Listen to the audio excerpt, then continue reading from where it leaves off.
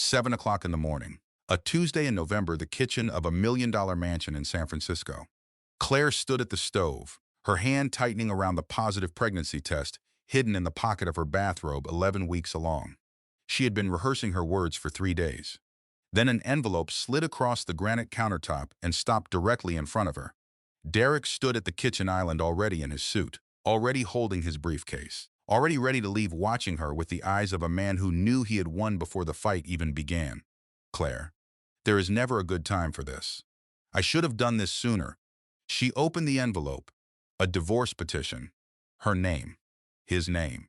10 years and 2 months.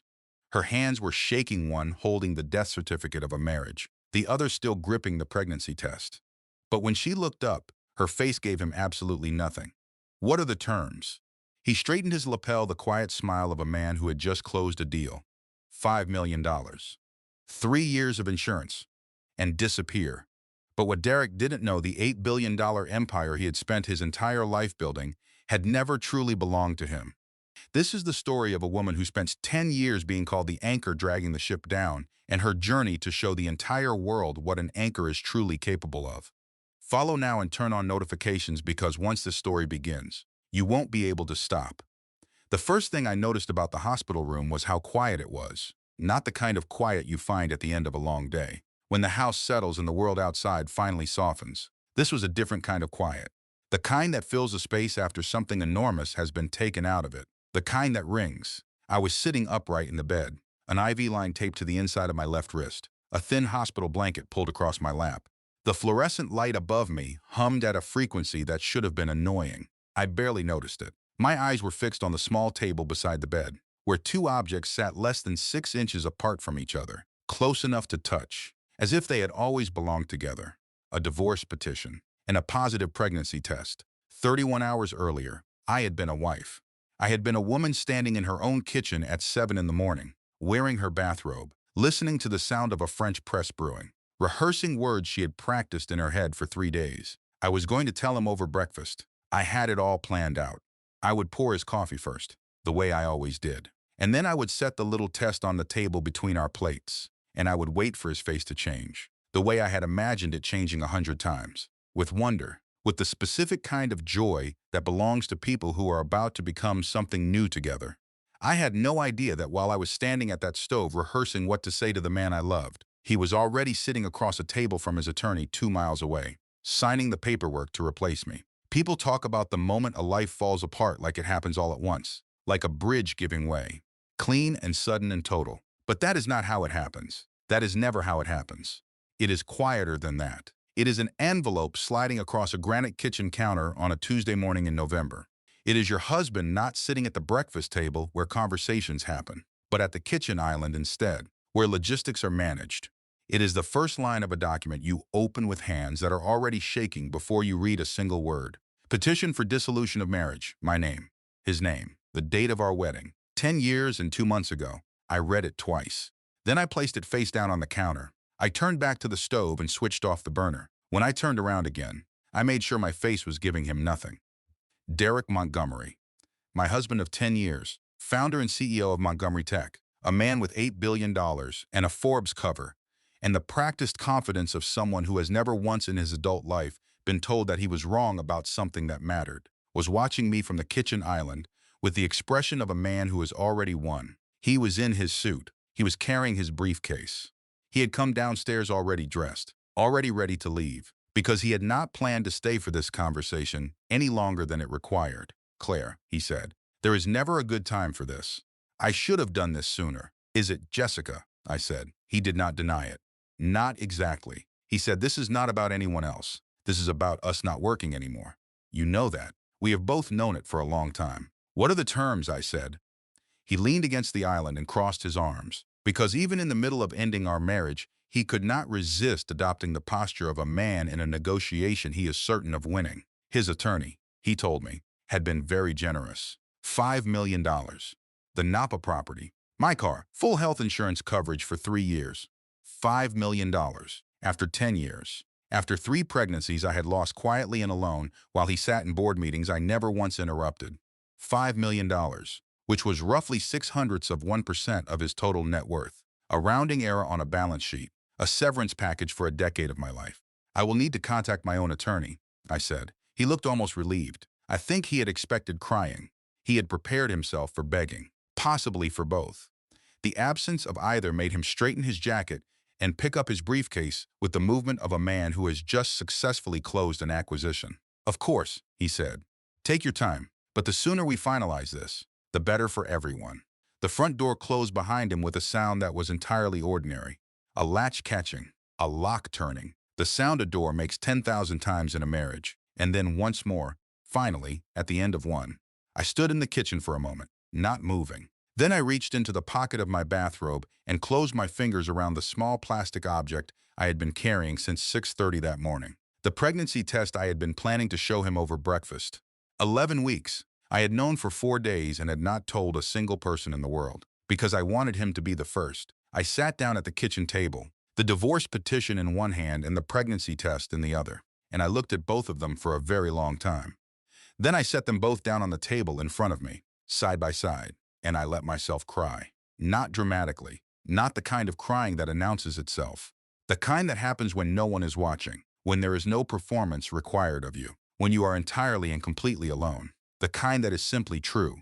I cried for the man I had married 10 years ago, who had been brilliant and hungry and grateful and kind, and who had somewhere in the last decade been entirely replaced by a stranger wearing his face and his name. I cried for the version of this morning I had rehearsed. I cried for the child growing quietly inside me who was going to enter the world into the middle of something broken. And then I stopped. Because I have never in my life been someone who cries for very long. My father raised me to understand that grief is a necessary process, not a permanent address. I dried my face with the sleeve of my bathrobe. I picked up my phone. I called one person. My father answered on the second ring. "Dad," I said. "He served me papers this morning." The silence on the other end of the line was the kind that contains a great deal of controlled emotion. My father has always been a man who experiences things profoundly and expresses them selectively. In 68 years, he has never once raised his voice in anger. He has never needed to. "Are you physically safe?" he said. "Yes," I said. "Are you healthy?" And here I looked down at the pregnancy test, still sitting on the kitchen table in front of me, next to the divorce petition. The two most consequential documents of my year laid out like a before and after that nobody ordered. "Dad," I said, "I am pregnant." 11 weeks. The silence this time was different in quality, heavier, layered with things neither of us had language for yet. "Do not sign a single document," he said. "Do not speak to his attorneys. Do not tell Derek about the baby. I am sending Arthur on the next flight." He hung up. My father is not a man who wastes words on endings. He makes a decision and then he moves toward it. He always has. I looked around the kitchen of the house I had lived in for 9 years. The cast iron pan still on the stove. The French press on the counter. 2 coffee cups set out from habit. Derek's, still empty. I got up, poured both cups of coffee down the drain, washed them, and set them in the drying rack. Then I packed a bag and drove to our farmhouse in Napa Valley alone. Arthur Stone arrived 6 hours later. He drove himself from the San Francisco airport in a rented sedan, which was very much in character for him. Arthur has been private counsel to the Hartwell family for 22 years. He is 64 years old, silver-haired, long-limbed, and possessed of the particular stillness that belongs to people who have spent decades in rooms where enormous things are decided. He never announces his importance. He has never needed to either. He sat across from me at the farmhouse kitchen table with Derek's divorce filing open in front of him and read every page of it with the methodical focus of a surgeon examining imaging results. He did not speak for 14 minutes. I counted. Then he reached into his own briefcase and withdrew a document I had never seen before. It was thick, maybe 60 pages, held together with a binder clip. He set it on the table between us and folded his hands. "Do you remember," he said, "when Montgomery Tech nearly collapsed in its second year?" I remembered it clearly. Derek had come home one night in the spring of what must have been our second year of marriage, still wearing his coat, sitting down at the kitchen table without taking it off, which was how I knew something was wrong before he said a word. The runway was gone. He told me every venture capital firm on Sand Hill Road had passed. He had maybe 6 weeks before the company folded. He had secured emergency funding 2 weeks later. $600,000 from an angel investor he said he had connected with through a Stanford colleague. He never told me the investor's name. He said the man preferred to remain anonymous. I had not asked further.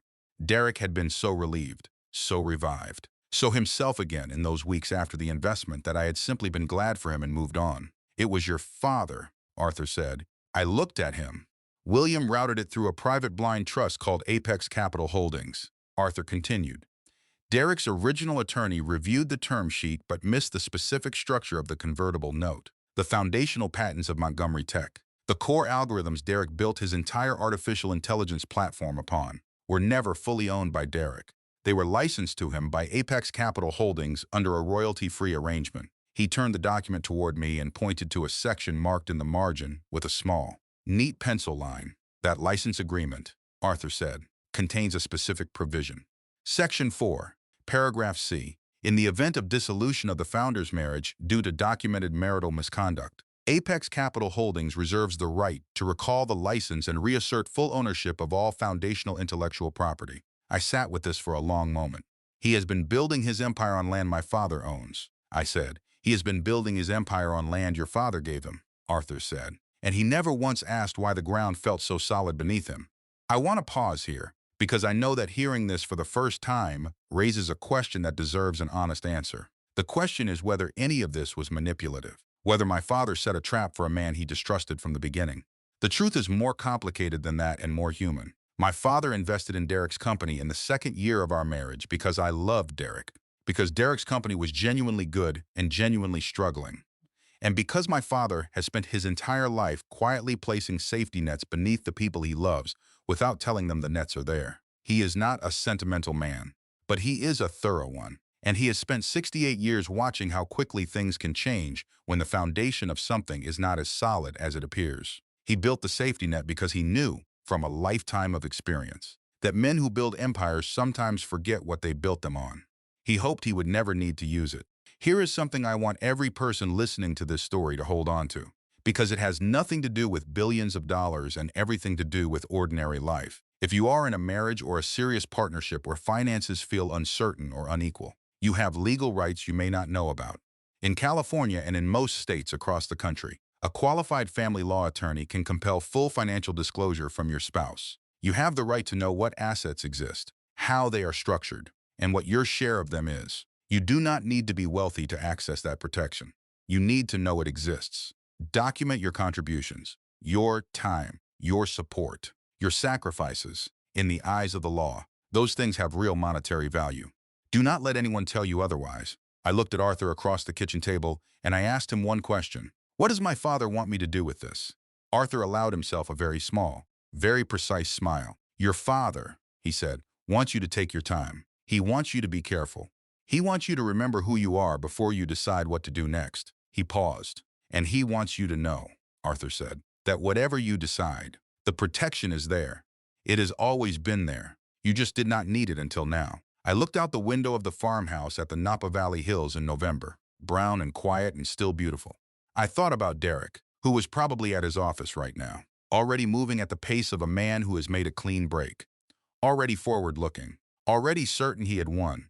I thought about the child I was carrying. I thought about who I was before I became Claire Montgomery. Tell my father, I said, that I will be in touch soon.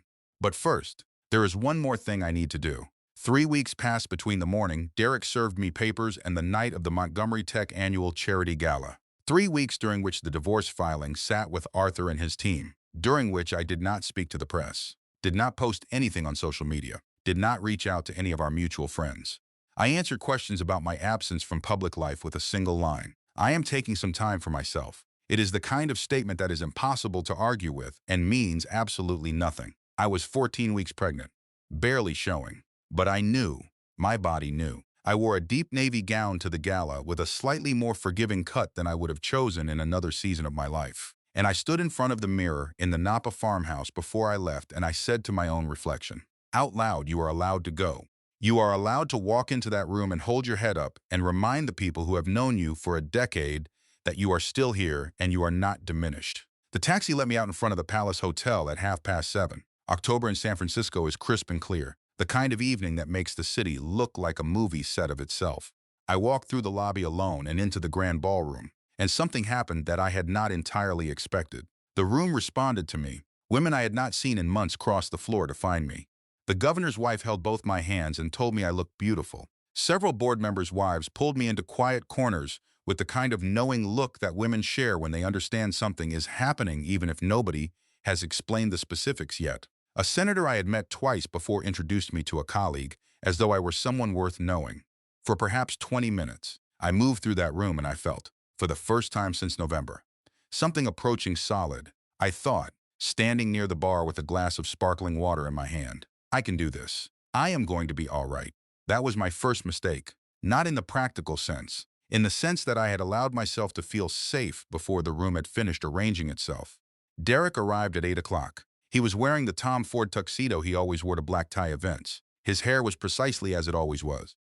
He entered the room with the particular magnetism of a man who knows a room is watching him and has decided to give it something worth watching. I had loved that quality in him once. I had watched him walk into 100 rooms like this over 10 years of marriage and felt proud of him in a way that was uncomplicated and genuine. Jessica Lange was on his arm. She was wearing red. She stood at his left side in the specific posture of a woman who has been rehearsing this position for months. Her hand rested in the curve of his back the way mine had rested for 10 years. The gesture was so precisely calibrated, so obviously intentional, that I had to remind myself to breathe normally and keep my expression exactly where it was. Derek gave his speech at 9 o'clock. He stood at the podium in front of 400 people and talked about the future of Montgomery Tech, about resilience and innovation and the extraordinary team he had built. He talked about the woman who had helped him rediscover what the company could become. He looked directly at Jessica Lange when he said it. The room applauded warmly. I watched people near me glance in my direction with the careful, sidelong concern of people who are not sure where to put their sympathy. I kept my face entirely still. 20 minutes later, in the wide-carpeted hallway near the coat check, I was headed to the ladies' room when I heard heels on marble behind me and turned around to find Jessica Lange standing 6 feet away. She was not smiling. She was not performing. She looked at me with the direct, clear gaze of someone about to deliver a message they were paid to deliver. "I think we should speak plainly," she said, woman to woman. "I do not think we have anything to discuss." I said, "Derek knows about the baby," she said. The hallway went quiet in a way that had nothing to do with sound. "His attorney subpoenaed your medical records 2 weeks ago through a private investigator," she said. "His legal team is constructing a case that you intentionally concealed the pregnancy in order to gain financial leverage in the settlement negotiations. They are preparing to petition for a custody arrangement. They will argue that you are emotionally and financially unstable, and that your father's business interests represent a direct conflict of interest that makes you an unfit primary parent." I looked at her for a moment, at her red dress and her diamond bracelet and the very careful blankness of her expression. "I am not telling you this to be cruel," she said. "Derek wants you to understand the cost of fighting him." She turned and walked back into the ballroom. I stood in the hallway for what I believe was about 90 seconds, though it felt considerably longer. 14 weeks pregnant, in a city where I had lived for 9 years, in a hallway outside a room full of people who technically knew me, and I have never in my adult life felt so completely alone. This is the moment in the story that I want to speak to directly, because I believe many people listening have stood in a version of this hallway. Maybe not at a charity gala, maybe at a kitchen table, or in a parking lot, or in a bathroom at work. The moment when the person you trusted most uses the most vulnerable thing about you as a weapon. The moment when you realize that the information you shared in love is being aimed back at you. What you do in that moment matters, not what you do in the next hour, or the next week. What you do in the next 90 seconds. I did not cry. I did not go back into the ballroom. I did not send Derek a text message. I stood in that hallway, and I breathed, and I thought clearly about what I actually knew versus what I was afraid of. And I decided that those were 2 different categories that deserved to be kept separate. A hand touched my arm gently. I turned to find Margaret Ellison, 62 years old, wife of a board member who had known Derek since the company's founding, standing beside me with her coat over one arm and her expression free of anything except simple human concern. "Come on, honey," she said. "Let me get you a car." "I am fine," I said. "You are not fine," she said. "That is the most okay thing I have heard all evening. You do not have to be fine right now. You just have to get home." I let her put me in a car. I stared out the window the whole drive back to Napa, and I did not allow myself to think too far ahead, because thinking too far ahead right then would have been a kind of drowning. I thought only about the next step, just the next one. That was all. The people in your life who show up in the hallway, not in the ballroom, who find you when you are not performing and do not require anything from you except to get home safely. Those people are priceless. Keep them. Identify them before you need them. Because the moment when you need them most is not the moment to start looking. 3 days after the charity gala, I was alone at the Napa farmhouse on a Friday afternoon in late November. The valley was the color of late autumn, gold and rust and the particular pale gray of a sky that cannot decide whether to rain. I had spent the morning on a call with Arthur reviewing the timeline of the divorce proceedings. I had eaten lunch, read for an hour, walked the perimeter of the property the way I always did when I needed to think without actively thinking. At 3:30 in the afternoon, I began to bleed. I did not call Derek. I did not call Arthur. I called 911 and told the dispatcher my address clearly and calmly, and then I sat down on the kitchen floor with my back against the lower cabinets, and I waited for the sound of an ambulance coming up the long gravel road. They confirmed it at the hospital at 8:42 in the evening. Pregnancy loss at 15 weeks. I want to tell you that I found some way to make this moment bearable. I want to tell you there was a thought I had, or a memory I reached for, or something I said to myself that made it possible to stay inside the experience without being destroyed by it, but that would not be true. There was no thought. There was the doctor's voice, careful and kind. There was a nurse adjusting the IV line. There was my hand on the hospital blanket, first pressing down hard against the mattress and then, after a while, releasing. Arthur arrived at the hospital within 90 minutes of me calling him. He did not speak when he came into the room. He pulled the chair close to the bed and sat in it and was simply present, which is the most useful thing a human being can do for another human being in the moments when words are not yet possible. After a long time, I asked him, "Does Derek need to know about this?" "Not from us," Arthur said. Not yet. I nodded and closed my eyes. The room was very quiet. I listened to the sound of the hospital beyond the door, the distant voices and the soft footsteps and the low mechanical hum of equipment doing its necessary work, and I let the quiet be what it was. Then my phone, on the bedside table, lit up, a news notification. Then a second, then a third, coming fast enough that the screen barely had time to dim between them. Arthur saw them before I did. I watched his expression shift in a way that was almost invisible. His jaw did not clench. His eyes did not change. But something behind his eyes did. I reached for the phone. The notification read, "Montgomery Tech CEO Derek Montgomery announces engagement to CFO Jessica Lane. Private vineyard dinner. Ring valued at $340,000. There was a photograph. Jessica was radiant in the photograph. She was laughing, her head thrown back, a diamond catching the evening light. Derek was looking at her with an expression I recognized and had not seen directed at me in at least 3 years. The vineyard in the background was one I recognized too. The rooftop terrace of a winery in Sonoma Valley. The same winery where Derek and I had celebrated our 5th wedding anniversary. Where we had sat at a table overlooking the valley and he had said to me, "I would not have built any of this without you." I sat in a hospital bed 15 hours after losing a pregnancy at 15 weeks, and I read about my husband's engagement to the woman he had replaced me with. I stared at the photograph for long enough that the screen dimmed and then went dark. I set the phone face down on the table. I looked at the ceiling. The fluorescent light hummed. A full minute passed, maybe more. Then I turned my head toward Arthur. "I need you to call my father," I said. "Tell him I am ready. Tell him I want to do this correctly, not just take apart what Derek has built. I want to build something of my own. Tell him I am coming home." Arthur stood from the chair and straightened his jacket. He looked at me with an expression I can only describe as the particular pride of a man who has waited a long time for exactly these words. "I will call him right now," he said. "I want to speak directly to anyone who has experienced pregnancy loss. Your grief is real. It is enormous. It belongs to you entirely, and it does not require an explanation or a justification or a timeline. Please speak to a doctor, a therapist, a grief counselor, someone who can sit with you inside of it. The National Maternal Mental Health Hotline is available 24 hours a day, 7 days a week, and I have included the number and the link in the resources below this video. There is support available.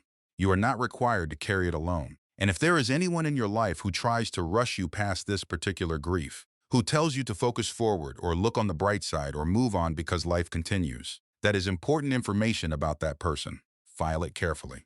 I stayed in the hospital for 2 more days. I did not check social media. I did not read the entertainment coverage of Derek's engagement. I let myself be completely and thoroughly devastated, because complete and thorough devastation is sometimes the most honest and necessary thing a person can do. And then on the morning of the 3rd day, when the grief had done its full and necessary work, and I could feel something underneath it again, something firm and clear and entirely mine, I checked myself out of the hospital, got in the car Arthur had arranged, and drove east toward Connecticut. I was going home. The Hartwell estate sits outside Greenwich, Connecticut, behind a stone wall that has been there longer than anyone in my family can remember. The driveway is a quarter-mile of gravel lined with oak trees that are spectacular in October and bare and sculptural in late November. When the last leaves are long gone and the branches make dark lines against a pale sky, I drove through the gate on a cold Wednesday morning, the third week of December. And when the house came into view, I felt something shift in my chest that I did not have a word for. Not relief exactly. Something older than that. Something that has to do with the specific comfort of a place that has known you since before you knew yourself.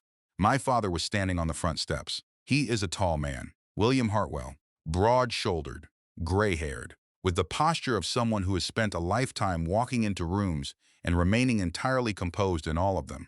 He was wearing the same dark green barn jacket he has owned for 15 years. And when I got out of the car and walked toward him, he came down the steps to meet me and held me the way fathers hold their children when the children are in their 30s and have just been through something that neither of them will fully name. He smells like wood smoke and the specific brand of coffee he has ordered from the same Vermont roaster for 20 years and a cedar aftershave I have known since I was 7. He held me for a long time without saying anything, and I let him. We went inside. The library, at the back of the house, overlooks a paddock where 2 horses were standing still in the gray December light. Floor-to-ceiling shelves, a stone fireplace, the same leather chairs that have been there since my childhood. My father poured tea, Earl Grey, the way he always does, and we sat across from each other in front of the fire. I lost the baby. Dad, I said. I know, he said. He announced his engagement from the same town where we lost her. I said, I know. Sweetheart, he said. The fire made its quiet sounds. Outside, one of the horses moved. I do not want to simply dismantle what Derek has built, I said. I have been thinking about this for 3 days in that hospital and on the drive here, and I need you to know that clearly. Using the family's resources purely as a weapon, even against someone who has earned it. That is not who I want to be. I want to build something real.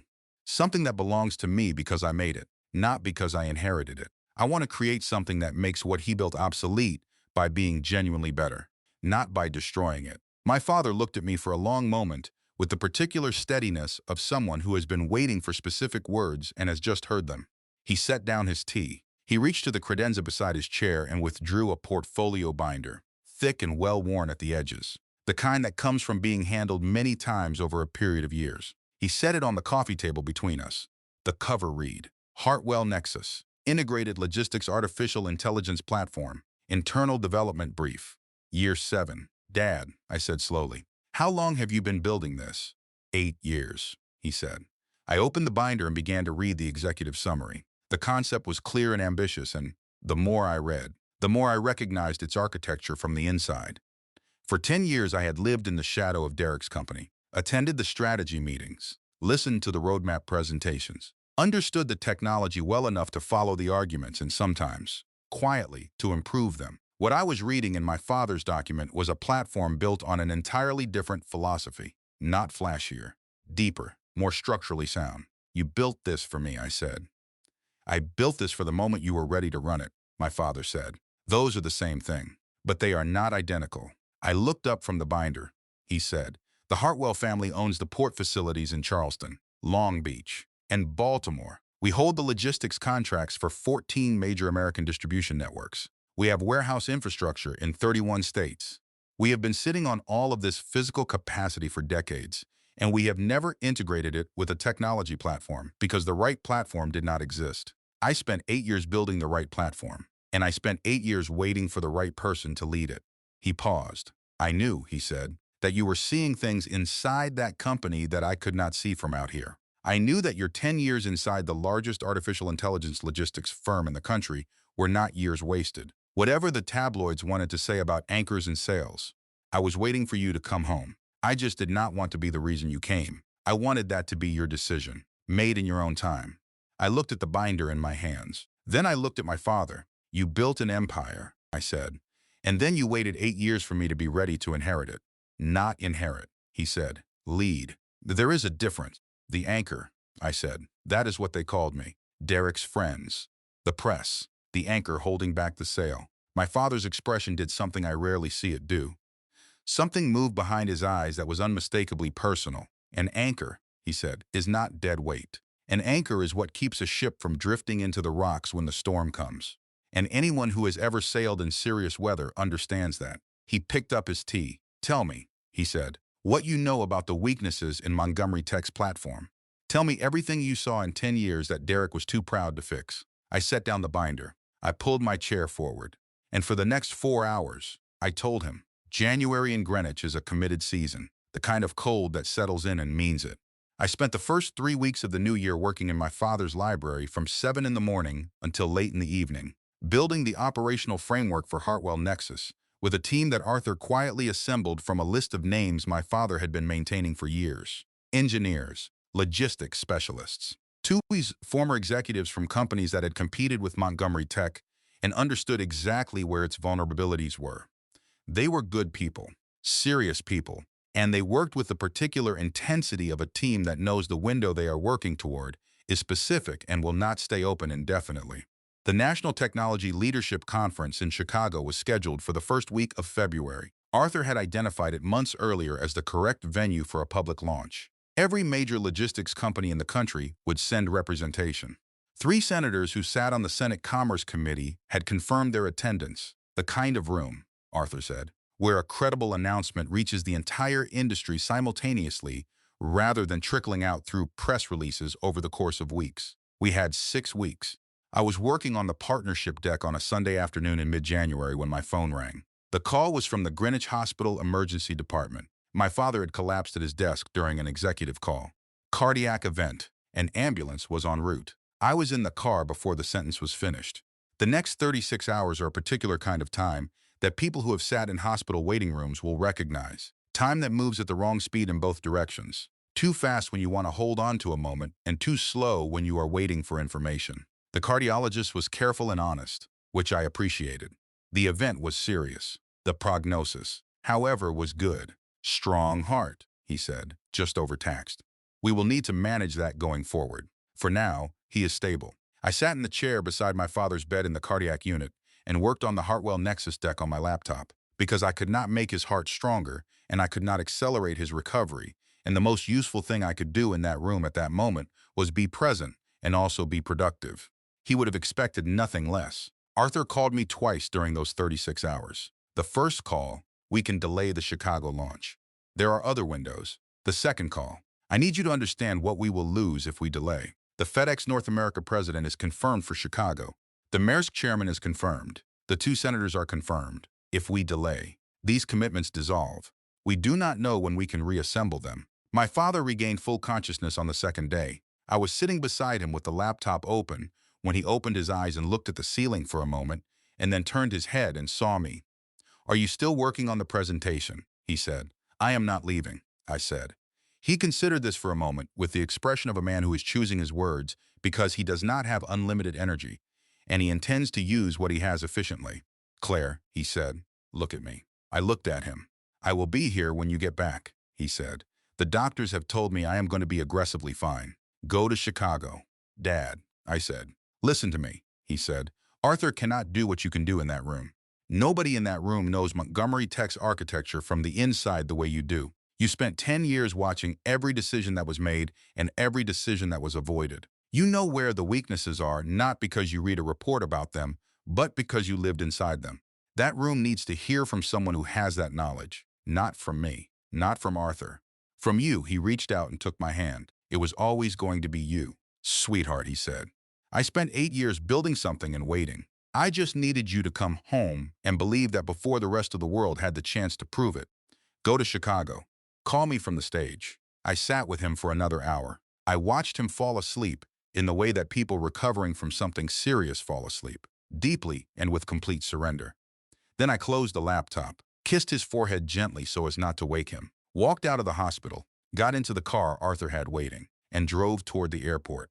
There is something I want to say about this moment, because it contains something I did not understand fully until later. When my father said go to Chicago, he was not telling me to choose work over family. He was not telling me that the launch mattered more than he did. He was telling me, in the most direct way available to him in that moment, that he believed I was ready. That after 38 years of being William Hartwell's daughter, and 10 years of being Derek Montgomery's wife, and 8 months of being the woman who lost everything and then began to rebuild, I was ready to be something that was entirely and only mine. Sometimes the most loving thing a parent can do is look at their child in a difficult moment and say, "You have what you need. Go." The flight from LaGuardia to O'Hare is 2 hours and 17 minutes. I spent the entire flight reviewing the presentation I had been building for 6 weeks. By the time we landed, I knew every word of it. I was ready. I need to tell you what Derek was doing while I was in Greenwich, because the story I have told so far has primarily been my story, my experience, my choices, and it would be incomplete if I did not show you what was happening on the other side of the chessboard. Derek Montgomery is not a stupid man. He is, in many ways, a remarkably capable one. He built a company worth $8 billion. And whatever the flaws in his character, that is a real thing that required real intelligence and real work. When the Apex Capital news began to surface through the financial community, when the first rumblings of the SEC inquiry started to circulate among the institutional investors, Derek did not panic. He strategized. He hired Helen Croft, one of San Francisco's most experienced divorce and business litigation attorneys. He called in favors from every board member, every investor, every media contact he had cultivated over a decade at the top of the technology industry. And then he did what powerful men in his position have done since the beginning of powerful men. He went to the press first. The story appeared in the technology press approximately 3 weeks before the Chicago conference. The headline read, "Montgomery Tech CEO's estranged wife weaponizes inherited fortune in bitter divorce battle. Is American innovation under attack from entrenched old money?" The piece was polished and carefully argued. It presented Derek as a self-made man from Ohio, first in his family to attend college, who had built something extraordinary from nothing through sheer force of will, now being systematically dismantled by an heiress who had hidden her true identity for a decade and was using her family's billions to punish him for wanting a divorce. It was, in the most technical sense, not entirely false. It simply omitted the affairs documented on company expense reports, the pregnancy I had lost, the engagement announced from a vineyard, and the foundational question of why a man who claimed to have built everything himself had been operating under a patent license he did not own. But partial truths travel fast.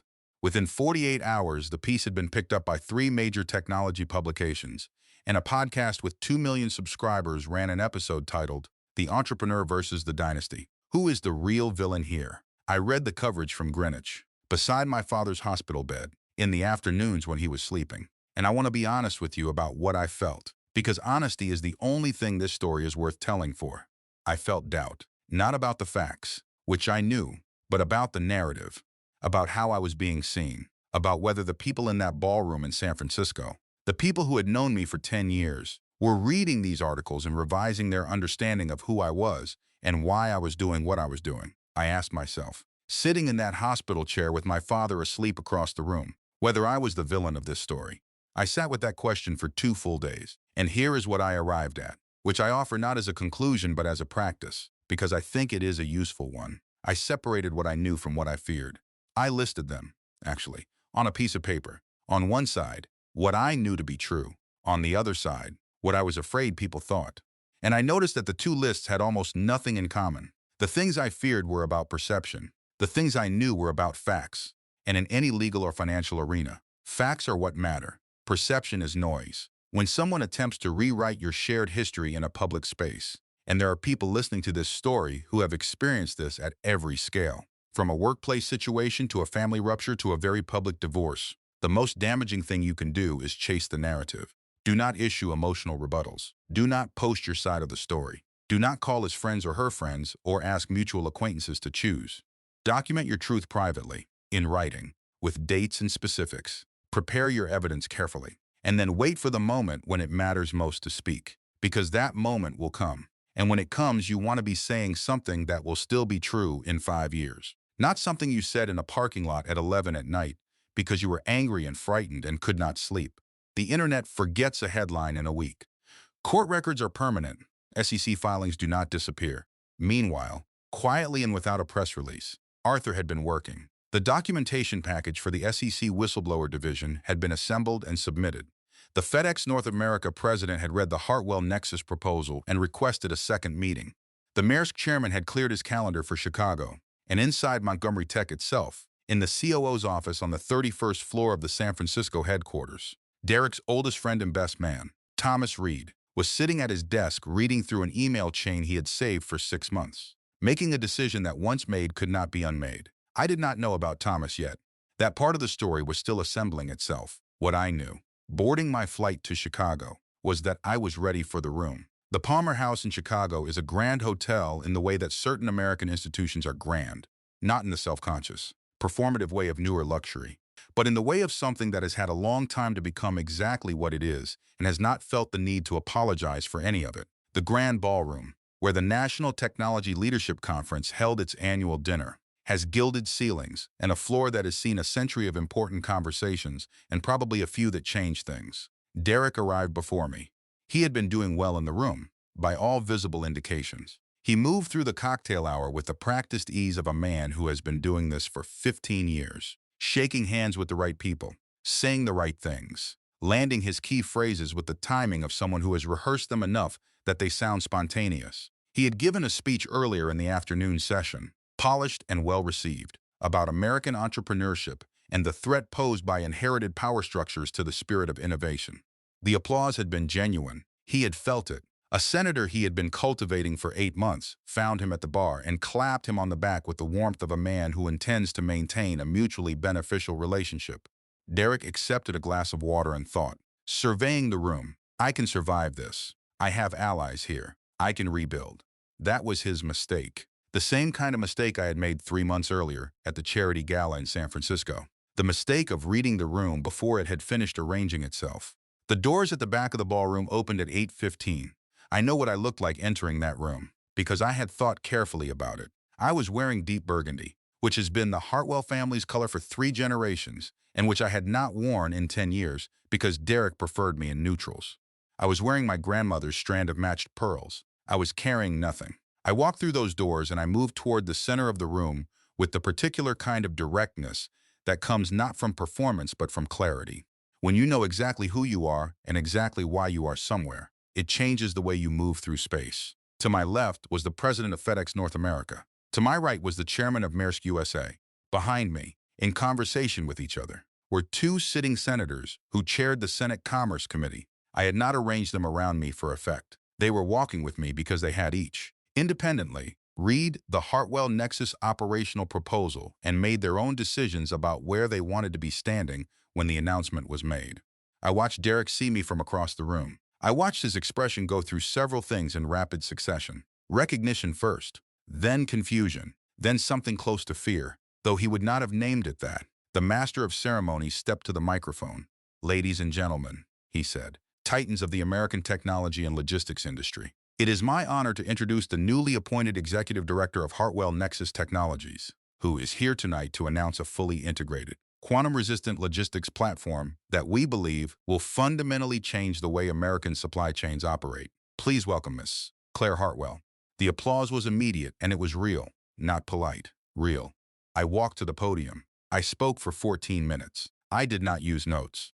I talked about American freight infrastructure, about the 17% inefficiency embedded in every major domestic supply chain, about the energy cost of redundant routing decisions made by systems that cannot communicate with each other, about what it would mean, in practical terms, for American businesses at every scale if those inefficiencies were resolved by a platform that had been built from the ground up on the physical infrastructure that already existed, the ports and the warehouses and the distribution networks that the Hartwell family had been quietly stewarding for 60 years. I did not mention Derek Montgomery once, I said, near the end, that for too long our industry has confused volume for value. We have celebrated the man who builds the tallest structure and forgotten to ask whether the foundation beneath it is solid. Hartwell Nexus exists because we believe American logistics deserves to be built on infrastructure that lasts, not on borrowed ground. I stepped down from the podium. Arthur released the press statement to every major financial wire service simultaneously at the precise moment I finished speaking. Apex Capital Holdings had formally exercised its contractual right to recall the foundational patent licenses from Montgomery Tech, effective immediately. Concurrently, the Securities and Exchange Commission's Office of the Whistleblower had opened a formal preliminary inquiry into Montgomery Tech's third-quarter earnings disclosures, were believed to have overstated projected contract revenues by approximately $340 million. The FedEx president found Derek at the edge of the room 12 minutes later. "I am sorry," he said, in the voice of a man who means it but has made his decision. "We will not be renewing the Montgomery Tech contract." I think you understand why. Derek stared at him. Who gave you the Q3 documents? Derek said. They came from inside your own company, the FedEx president said quietly. I am sorry, Derek. I genuinely am. He moved away into the crowd. Derek stood at the edge of the ballroom in Chicago and felt, for the first time in perhaps his entire adult life, the specific sensation of a floor giving way beneath him. Not a floor he had earned. A floor he had been standing on without ever asking whose it was. He found me near the exit. Audrey, he said. He caught himself. Claire. I turned and looked at him. He appeared to have aged considerably in the last 40 minutes. That was you, he said. All of it. The patent recall, the SEC, everything. A restructuring of priorities, I said. My family's boards advised that Montgomery Tech was no longer a reliable partner. They acted accordingly. He stared at me. You hid this from me, he said. 10 years. You hid who you were. I stepped one step closer to him. I kept my voice very quiet. Not because I was uncertain, but because what I was about to say was between us and no one else. I hid my name, I said, so you could build your own. I quietly funded your Series A when every firm on Sand Hill Road had passed on you. I stood beside you while you went from a passionate, brilliant person into someone I did not recognize. I tolerated things I should not have tolerated because I believed in the vows we made. And then you sat across a kitchen counter and told me I was worth $5 million and 3 years of health insurance. You told me to disappear. I am simply doing what you asked. He was quiet for a long moment. Claire, he said, please. The master of ceremonies called the room back to attention for the awards portion of the evening. I turned and walked toward the exit without looking back. The emergency board meeting at Montgomery Tech happened on the Monday following the Chicago conference, 5 days after the gala and the patent recall announcement. Derek had spent the weekend working the phones, calling in every relationship he had built over 15 years, trying to hold together the institutional confidence that had been visibly draining since the SEC inquiry became public. He arrived at the boardroom on the 31st floor at 9 in the morning. Helen Croft was waiting in the hallway with her briefcase and the prepared remarks they had rehearsed over the weekend. Derek walked past her without speaking and into the boardroom, where 8 board members and a row of senior staff were assembled around the long table. He opened with his restructuring plan. It was detailed and specific and argued clearly that Montgomery Tech retained, at its core, intellectual property of sufficient value to support a managed recovery over a 3 to 5 year period. 2 board members nodded along during the opening. Derek felt the room stabilizing. He thought, I can hold this together. These people have known me for years. They will not abandon this company over a patent dispute and an SEC inquiry that has not even progressed to a formal investigation yet. Then Thomas Reed stood up. Thomas was 45. Broad-shouldered, the kind of man who has been described as solid for so long that the word has started to feel like a proper noun. He had been Derek's roommate at Ohio State, his best man, his CO for 7 years. The person Derek had called first when the company hit every major milestone. If Derek had a person in his life he trusted completely, Thomas Reed had been that person for 20 years. He stood at his end of the table, and he looked at Derek across the room. Before we proceed, Thomas said, I need to disclose a conflict of interest to this board. The room went quiet in a way that had teeth in it. For the past 9 months, Thomas said, I have been in confidential discussions with Hartwell Nexus about a position on their operations leadership team. My formal resignation from Montgomery Tech is effective today. Derek's expression did not change, but something behind his eyes went very still. And before I leave this room, Thomas said, I need this board to have information that has been on my conscience for 6 months. The third quarter earnings projections presented to institutional investors in September were not an accurate reflection of our contract pipeline. Specifically, approximately $340 million in projected revenue was drawn from anticipated contracts that had not been signed and in several cases had not been meaningfully negotiated. I raised this with Derek directly in the first week of August. I have the complete email chain. He directed me to present the projections as filed. Derek said, Thomas looked at him. You built something real, Thomas said. In the beginning. I know because I was there and I watched you do it. It was real and it was good and I was proud of it. And then you got focused on the wrong things and you let it go. He paused. Claire was the best thing that ever happened to this company and to you. I watched you treat her like she was a problem to be managed and I told myself it was not my business. I am done telling myself that. He picked up his briefcase and he walked out of the boardroom without looking back. The door clicked shut. Nobody in the room said anything for several seconds. The bankruptcy petition was filed 3 weeks later. Helen Croft had worked through the weekend to build the strongest possible case for Chapter 11 reorganization. The argument rested on one foundation. Montgomery Tech retained ownership of its core artificial intelligence patents. With that intellectual property intact, a managed restructuring over 5 years could satisfy the creditors and preserve the company. The federal courthouse in the Northern District of California smelled of floor wax and the particular institutional quiet of rooms where very consequential things are decided in very ordinary ways. Arthur Stone entered the courtroom at 10:15. Helen Croft saw him from the petitioner's table and went pale. Arthur approached the bench and presented the documents to the bailiff with the efficiency of a man who has done this in courtrooms on 4 continents. He addressed the court with the unhurried precision that is his signature quality in every setting. Apex Capital Holdings, he said, has formally executed the dissolution trigger in the original seed investment agreement. The foundational patents of Montgomery Tech were licensed, not sold, to the company's founder under a royalty-free arrangement that included a specific provision for recall under documented conditions of marital misconduct. Those conditions have been established through discovery materials in the divorce proceeding. The license is recalled. Montgomery Tech does not own the patents it is using as the basis for this reorganization plan. It is, in the legal sense. The judge looked at Helen Croft. "Counselor," he said, "does your client own the assets upon which this restructuring depends?" Helen Croft looked at the documents Arthur had provided. Her hands were very steady. She is a professional, and she did not allow them not to be. But her voice, when she spoke, had something careful in it. "Your Honor," she said, "I was not aware of the original seed investment structure. It predates my representation. Then the reorganization plan," the judge said, "is built on a foundation that does not exist.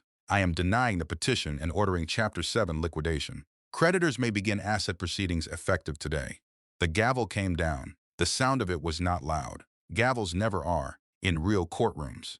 But it settled into the room with a finality that was entirely complete. Derek sat at the petitioner's table and did not move. The personal guarantees he had signed on the company's bridge loans meant that the liquidation extended to his personal assets as well.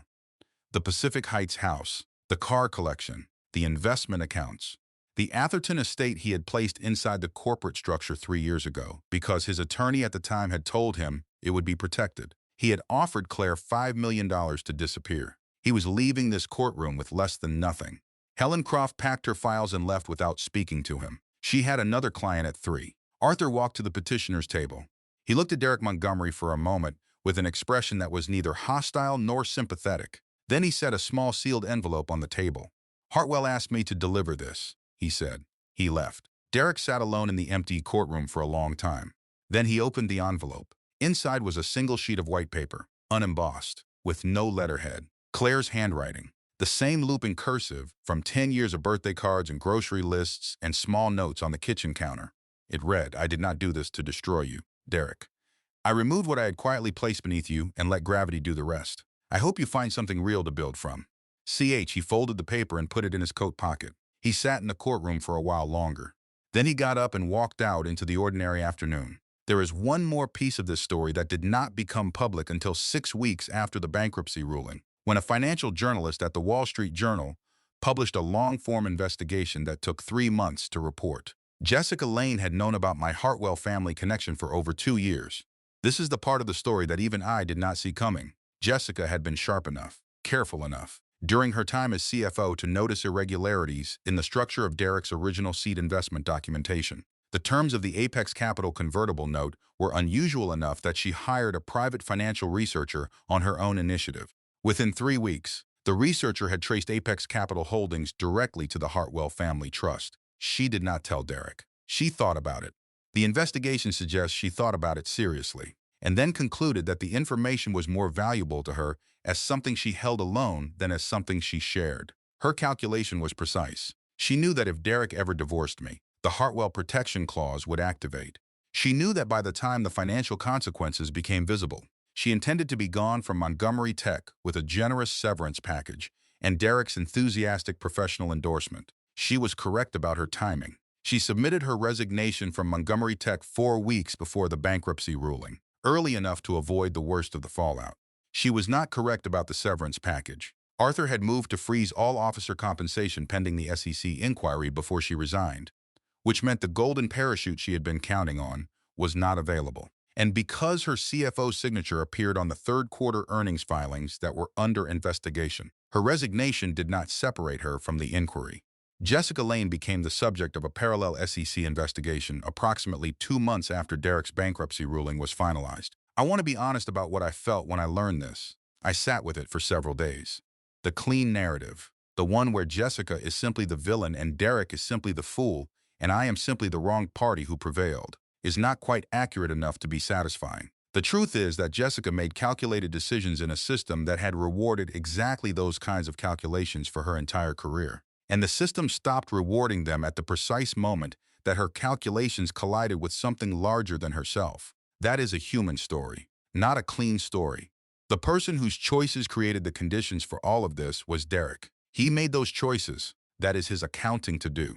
I have not spoken to Derek since the night in Chicago. I have thought about whether I should, and I have concluded that there is nothing left to say between us that has not already been said, in one venue or another, more thoroughly than either of us planned. There is a chapter of this story that I have not told yet, because it belongs to the quiet months between the Chicago summit and the morning 18 months later when I walked into the Austin headquarters of Hartwell Nexus Technologies for the first time as its executive director. Those months exist and they mattered. They contained hard work and setbacks and the particular satisfaction of watching something you built begin to function the way you designed it to function. They contained phone calls with my father every morning and meetings that ran too long, and decisions made under pressure that turned out to be correct, and decisions made carefully that turned out to need revision.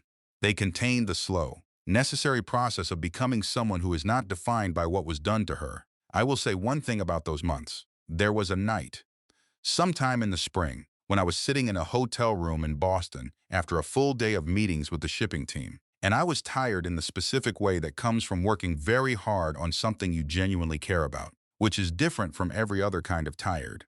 And I realized, sitting there with my laptop open and a cup of cold tea on the nightstand, that I had not thought about Derek Montgomery for 3 consecutive days. Not about the divorce, not about the gala, not about the morning in the kitchen or the night in the hospital or the photograph from the vineyard. 3 days. I noted it, then I closed the laptop and went to sleep. The Hartwell Nexus headquarters opened in Austin, Texas on a clear October morning, 1 year and 7 months after a Tuesday in November when a man slid an envelope across a kitchen counter. The building is glass and light, on the south side of the city with a view of the Colorado River. The lobby has my name on the wall, not my married name. My name, Claire Hartwell. 1,400 people work in our offices across 7 states, with more coming as the platform scales. FedEx, DHL, and Maersk are all under contract. The Department of Transportation partnership was announced in September. My father comes to Austin once a month and argues with the operations team about shipping lane efficiency with an enthusiasm that his cardiologist has described as encouraging, if occasionally excessive.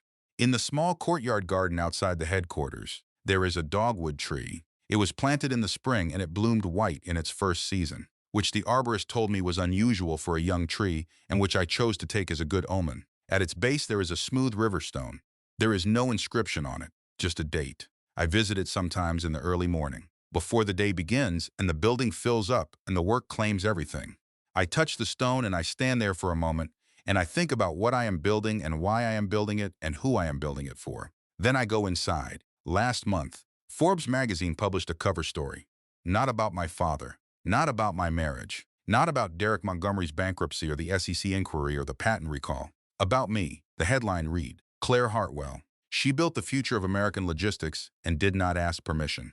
I read it twice on a Tuesday morning, sitting at my kitchen table in Austin with a cup of coffee, alone in a way that felt entirely different from the aloneness of that kitchen in Pacific Heights. This was chosen aloneness, the kind that belongs to someone who knows her own company and is at peace with it. I want to close with something that I have been thinking about for the entire 18 months of this story. Something that I did not fully understand until I was far enough from the worst of it to see it clearly. They called me the anchor. Derek's friends, the tabloids, the blog posts, the group chats, the anchor, as if my presence in his life was the weight that kept him from reaching the heights he deserved, as if the steady, sustaining, unglamorous work of standing behind something and believing in it while it grows is equivalent to dead weight, as if loyalty is a limitation. An anchor is not dead weight. An anchor is what keeps a ship from drifting into the rocks when the storm arrives. Anyone who has ever been on the water in serious weather understands that. The storm does not care how impressive your sail is. The storm does not care about your Forbes cover or your billion-dollar valuation or the number of Instagram followers your CFO has. In a storm, what matters is whether you are connected to something real, whether the ground beneath you is actually yours. Derek Montgomery built an $8 billion company on ground that was not his, without ever knowing it. And when the lease was recalled, he had nothing beneath him. I spent 10 years being told I was the weight holding him back. I am not the anchor anymore. I built the harbor. And if you are listening to this story from somewhere that feels like the beginning of something, or somewhere that feels like the end of something, or somewhere in the middle of a very long and difficult passage from one to the other, I want you to hear this. Your quiet years are not wasted years. The things you have learned in the shadow of someone else's ambition, the patience you have built, the industry you have studied from the inside, the relationships you have tended without fanfare or credit, those are not irrelevant. Those are assets. They do not show up on a balance sheet until the moment you need them. And when that moment comes, they will be exactly sufficient. You do not have to be the loudest person in the room to be the most important one. You do not have to be the sale to matter. Document your contributions. Know your rights. Identify your lifeline people before you need them. Trust the knowledge you have accumulated in the years when no one was watching you accumulate it. And when someone tells you that you are the weight holding everything back, consider carefully whether what they are actually afraid of is what happens when you let go. The anchor does not slow the ship down. The anchor is what keeps it from disappearing into the dark. Take care of yourselves. I mean that.